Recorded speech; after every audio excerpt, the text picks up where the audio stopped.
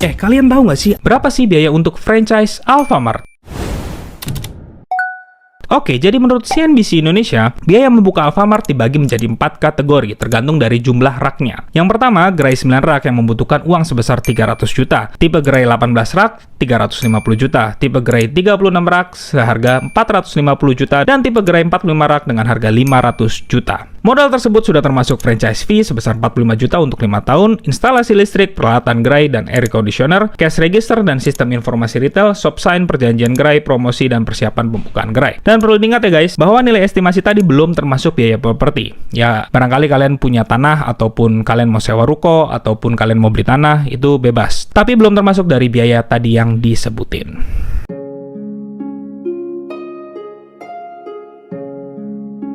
Ya, halo semuanya.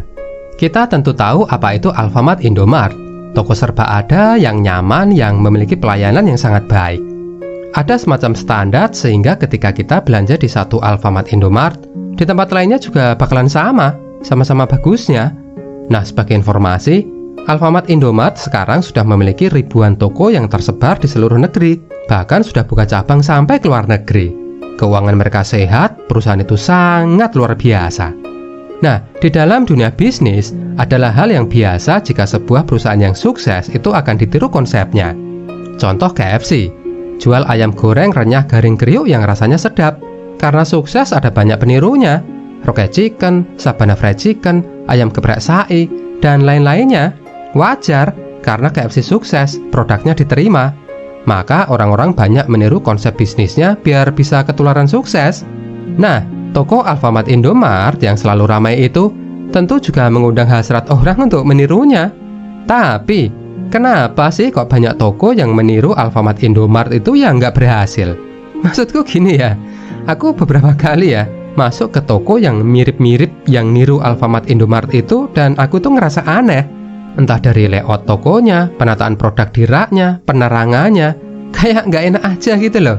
Dari depan sih bentuk tokonya memang kayak Alfamart Indomart gitu ya. Tapi begitu sudah ada di dalam, kayak ini kayaknya nggak Indomart deh. Teman-teman pernah ngerasain hal yang sama? Tokonya dari luar kayak Alfamart Indomart, tapi di dalam itu kayak nggak nyaman. Padahal ya, kalau mau ditiru, Alfamart Indomart itu kan semuanya bisa dilihat. Dari macam-macam produknya, layoutnya, penerangannya, raknya, AC-nya, sistem kasirnya. Harusnya bisa ditiru kan? Wong semuanya kelihatan. Beda kalau misalnya kita mau niru rasa kuah bakso. Nah, itu kan bumbunya nggak bisa dilihat kan? Apa-apa di dalamnya itu. Nah, itu kalau mau ditiru tentu susah.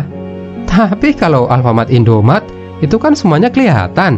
Bahkan seragam karyawannya pun, jika orang itu mau menirunya, orang kan bisa pesan di jasa sablon atau konveksi. Tapi, kenapa sih kok banyak toko peniru Alfamart Indomart itu yang berakhir aneh? Tokonya nggak nyaman, yang ujung-ujungnya sepi pembeli. Menurutku ada dua kunci sukses Alfamart Indomart bisa sebesar sekarang ya. Yang pertama itu konsep tokonya, yang memiliki tempat sejuk, barangnya lengkap, pengaturan produk-produknya rapi, suasana tokonya terang, dan pelayanannya ramah. Pokoknya enak banget lah, nyaman banget. Yang kedua adalah pengembangannya yang menggunakan sistem franchise. Jadi masyarakat umum itu bisa ikut memiliki toko Alfamart Indomart. Dulu toko serba ada yang nyaman itu kayaknya hanya ada di kota besar deh. Kayak hypermart, supermarket, seperti itu. Tapi Alfamart Indomart yang bentuknya lebih kecil, yaitu bisa didirikan di mana-mana. Makanya nggak heran, sekarang Alfamart Indomart itu menjamur. Ada di kota kecil, bahkan sampai kecamatan, bahkan sampai ke desa-desa. Ya gimana orang nggak suka coba? Barangnya lengkap, tempatnya bersih, sejuk karena ada AC-nya, pelayanannya ramah, udah gitu dekat lagi. Nah, dengan konsep toko yang sangat diterima itu, orang jadi tertarik dong kerjasama dengan Alfamart Indomart, bikin toko seperti itu, membeli franchise-nya Alfamart Indomart. Tapi, sayangnya bermitra dengan Alfamart Indomart itu membutuhkan persyaratan. Yang pertama tentu saja biaya, dan tidak murah. Dari info yang aku dapat, biayanya itu minimal 300 juta. Yang kedua lokasi, karena tidak semua tempat itu bakal di ACC. Yang ketiga perizinan, dan syarat-syarat yang lainnya. Tapi tentunya faktor keberatan paling utama itu adalah soal biaya. 300 juta loh, gede banget kan? Itu aja biaya di luar bangunan dan sewa tempat. Maka orang jadi maklum kan kalau mikir, apa nggak mending buka sendiri? Apalagi produk-produknya Alfamart Indomart itu kan banyak yang bisa dibeli di pasar. Artinya bisa dong kulaan sendiri. Terus karyawan, kayaknya juga nggak perlu skill khusus yang susah-susah amat. Artinya, keponakanku sendiri yang kemarin lulus sekolah dan sampai sekarang belum kerja, bisa dong jadi kasirnya. Terus untuk masalah stok barang dan sistem keuangan toko, itu beli komputer dan software sistem toko juga tersedia kan? Di toko online kayak Tokopedia itu ada. Jadi semuanya itu bisa ditiru.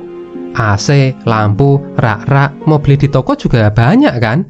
Terus ngapain coba? Orang mesti kerjasama resmi sama Alfamart Indomart. Lawang bikin toko tiruannya sendiri aja bisa kok. Apalagi kalau buka sendiri, tokonya kan bisa dikasih nama sendiri. Cetak namanya di digital printing, pesen neon box untuk nama tokonya. Jadi kan? Nah, tapi ini aku nggak tahu ya teman-teman gimana pengalamannya. Kalau aku nggak pernah ketemu toko yang niru Alfamart Indomart itu yang bagus. Semuanya itu aneh. Jadi gini ya, ada toko ala-ala Alfamart Indomart gitu di dekat rumahku ya. Itu kalau aku masuk ke dalam tokonya, itu udah lampunya redup. Terus jarak antar raknya itu terlalu lebar. Oke lah ya, lebar itu bagus. Tapi kalau tak bandingin dengan Alfamart Indomart, rak yang terlalu lebar itu malah bikin kita nggak fokus sama produk-produk yang ada di rak-rak samping kiri kanannya. Apalagi penataan raknya itu terlalu pendek.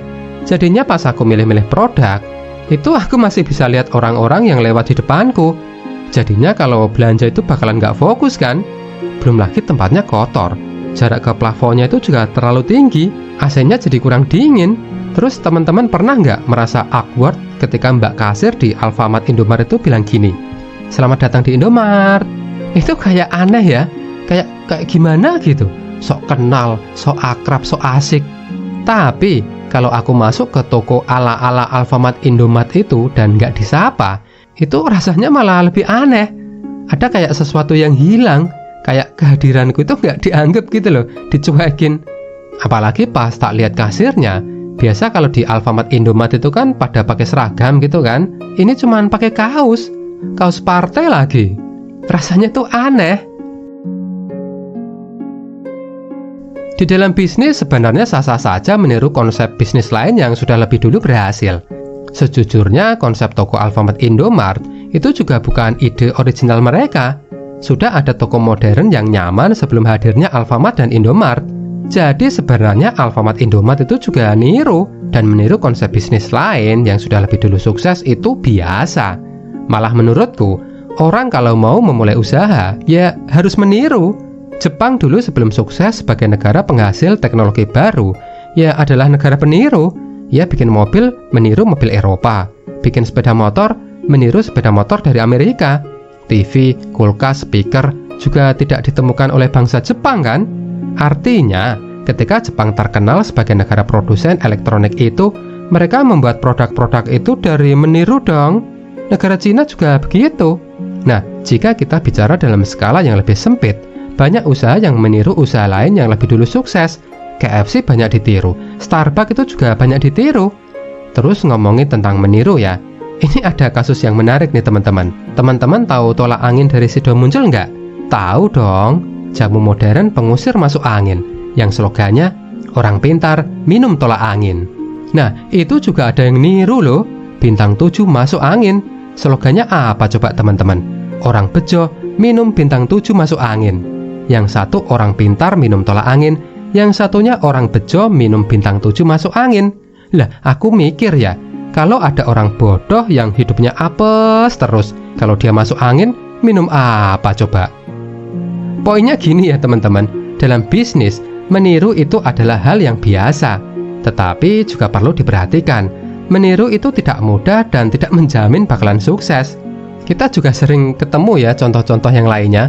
Ada orang jualan geprek, laris. Tetangganya ikut jualan geprek juga, niru. Tetangganya yang lain tahu kalau laris, ikutan juga. Tetangganya juga ikutan. Akhirnya semuanya jualan geprek. Dan akhirnya geprek itu malah tidak menjadi sesuatu yang istimewa. Akhirnya sepi semuanya. Kembali ke Alfamart Indomart ya. Kenapa sih kok toko-toko yang meniru Alfamart Indomart itu banyak yang kurang berhasil? Menurutku ya, Yang pertama karena serba nanggung. Produknya ada tapi nggak lengkap. Ada pembeli mau beli es krim, tidak menyediakan. Aqua galon habis.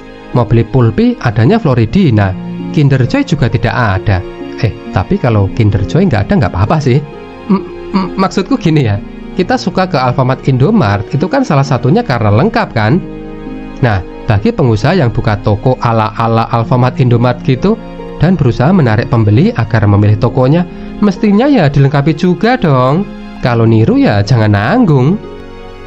Yang kedua, tidak menjaga dengan ketat standar kelayakan sebuah toko yang nyaman.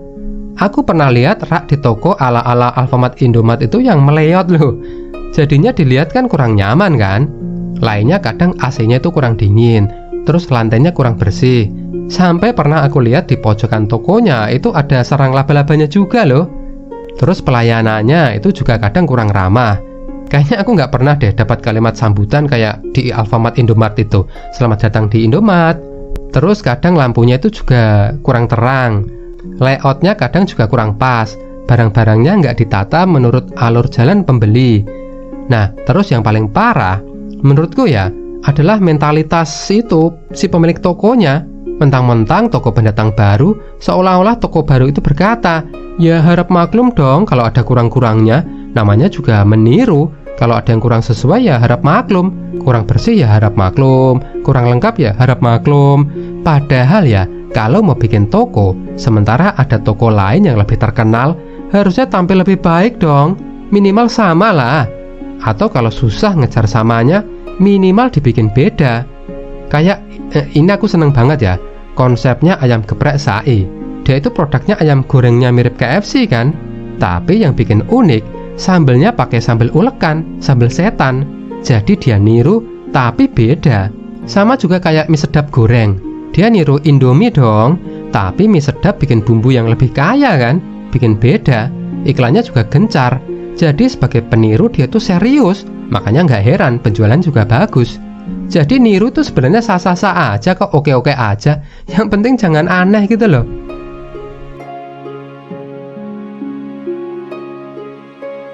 Nah, dari kasus ini, apa sih yang bisa kita pelajari? Yang pertama, orang bisa melihat sebuah produk, tapi tidak semuanya dengan mudah bisa ditiru. Alfamart Indomart itu kan semuanya terlihat tiruable, tapi untuk ditiru ternyata tidak semudah itu. Di sini kita juga belajar ya, bahwa meniru pun itu juga butuh keahlian dan tentu saja keseriusan. Yang kedua, semua usaha itu butuh proses. Tidak asal ditiru kemudian bisa mendapatkan kesuksesan yang sama.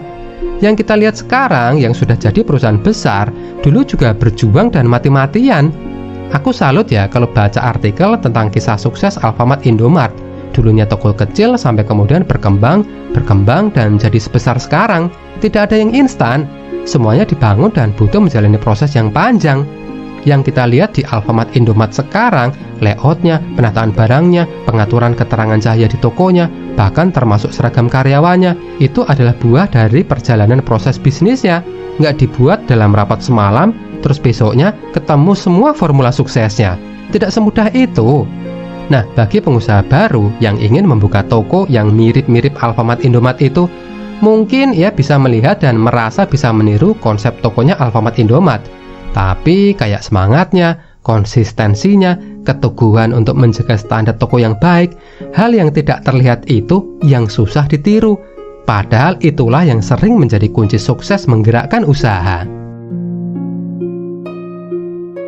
Lainnya apalagi teman-teman? Apa yang bisa kita pelajari dari gagalnya toko-toko yang mencoba meniru Alfamart Indomart itu? Tulis di kolom komentar ya.